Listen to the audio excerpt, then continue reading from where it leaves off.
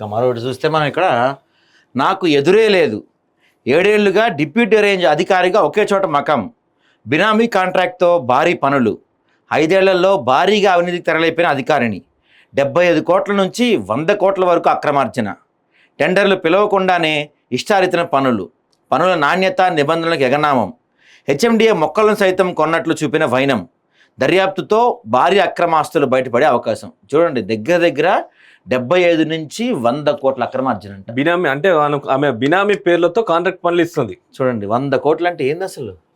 ఆమె ఒక deputy range అధికారి. అక్కడ ఆమె చెప్పిందే వేదం. గత బీఆర్ఎస్ హయాంలో చక్రం తిప్పింది. ఒక కమిషనర్కు షాడో కమిషనర్గా వ్యవహరించింది. హెచ్ఎండిఏ అర్బన్ ఫారెస్ట్రీ ఆమె చేయని అక్రమాలు లేవు. అయినా 7 ఏళ్లుగా ఒకే చోట పోస్టింగ్. బినామీ కాంట్రాక్టర్ సాయంతో భారీగా అవినీతి.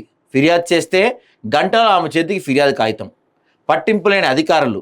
Principal chief conservator of forest అధికారి ఎక్స్టెన్షన్ వద్దని లేఖ రాసిన ఎక్స్టెన్షన్ తెచ్చుకున్న గనురాలంటండి.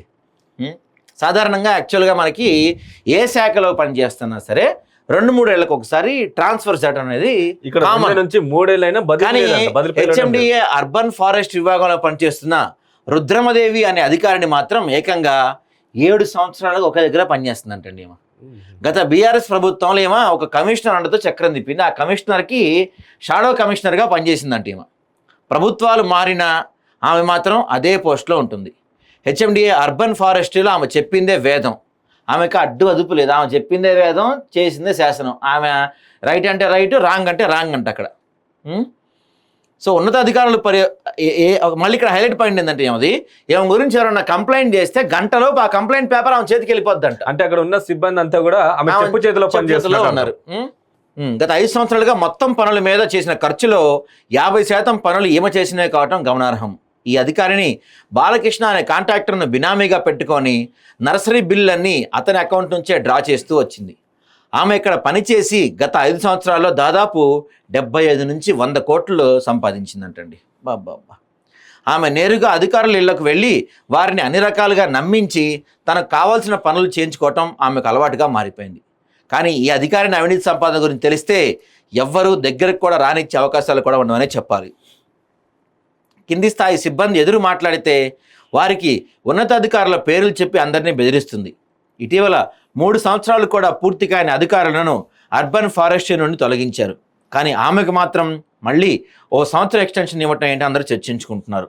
ఆమె తనకు చీఫ్ సెక్రటరీ, సీఎంఓలో సెక్రటరీ దగ్గర అన్నీ వచ్చే సంవత్సరం కూడా ఎక్స్టెన్షన్ తెచ్చుకుంటానని ఆమె బాహాటంగానే చెప్పడం విశేషం. చాలామంది అధికారులు ఇళ్లలో వారి పనులు చేయిస్తారని, అలాగే వారు కూడా తనకు కావాల్సినవి అరేంజ్ చేస్తారని, కావున తనను ఎవరూ ఏమీ చెల్లెనా చెప్తూ ఉంటుంది. 1 నెల క్రితం ఆమె మీద ఇచ్చిన ఫిర్యాదు కాపీ సాయంత్రానికి ఆమె చేతికి వచ్చింది. ఇప్పుడు అది చెత్తబొట్టులో ఉందంట. చివరకు ఫారెస్ట్ డిపార్ట్మెంట్ హెడ్ అయిన పీసీసీఎఫ్ కూడా సదరు అధికారిని ఎక్స్టెన్షన్ ఇవ్వకూడదని ప్రభుత్వానికి లేఖ పంపినా ఆమె మాత్రం ఎక్స్టెన్షన్ తెచ్చుకుందంటే ఆమెకి పరిచయాలు, పలుకుబడి, ఆమె హవా ఏ స్థాయిలో నడుస్తుందో క్లియర్గా అర్థమవుతుంది. ఇక్కడ చూడండి, టెండర్ లేకుండానే 5 కోట్ల పని అంటండి. ఇటీవల పరిద్దాటి పక్క ప్రాంత అధికారులను బెదిరించి మరీ తనకు సంబంధం లేని ఏరియా అయిన గచ్చిబౌలిలో 5 కోట్లకు ఒక పని చేయిస్తుంది. ఈ పని విలువ సుమారు 5 కోట్లు. కనీసం టెండర్లు పిలవకుండానే తన బినామీ కాంట్రాక్టర్ అయిన బాలకృష్ణకు పనులు అప్పచెప్పింది. అలాగే సదరు కాంట్రాక్ట్ ద్వారా 25 లక్షలు కూడా ఇప్పించడంతో పాటు రుద్రమదేవి కూడా ముందుగానే 50 లక్షలు తీసుకున్నారు. పని అయ్యి బిల్లు వచ్చిన తర్వాత వారిద్దరికి కలిపి 50 లక్షలు తీసుకుని ఒప్పందం చేసుకున్నారు. ఈ పనిలో ఎలాంటి పరిమాణాలు, క్వాలిటీ పాటించలేదని, వాడిన ఎర్రమట్టి క్వాలిటీ సరిగా లేదు, ఎరువు లేదు, తక్కువ సైజు గుంతలు తీసి ఎక్కువ సైజు రికార్డ్ చేస్తున్న ఆరోపణలు కూడా ఉన్నాయి.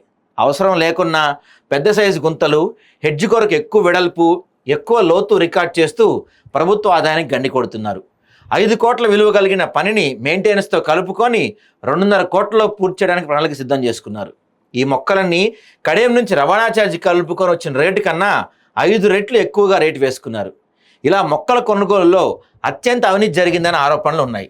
హెచ్ఎండిఏ నర్సరీ నుండి తెచ్చిన మొక్కలను సైతం కొన్నట్లు రికార్డుల్లో చూపిస్తూ డబ్బులు దండుకుంటున్నారు. ఈ పని మీద విజిలెన్స్, అవినీతి నిరోధక శాఖతో విచారణ చేయిస్తే ఈ అవినీతి అధికారానికి సంబంధించిన అనేక విషయాలు వెలుగులోకి వచ్చే అవకాశం ఉన్నాయి. ఈమె చేసిన మరిన్ని అవినీతి అక్రమాలు, ఎవరెవరిని బినామీలను పెట్టుకుంది, ఎవరెవరి దగ్గర ఎంత వసూలు చేసింది, ఎవరెవరిని మేనేజ్ చేసింది, ఈ మొత్తం కూడా పూర్తి ఆధారాలతో అతి తొందరలతో మీ ముందుకు తీసుకురాబోతుంది ఆదాబ్ హైదరాబాద్.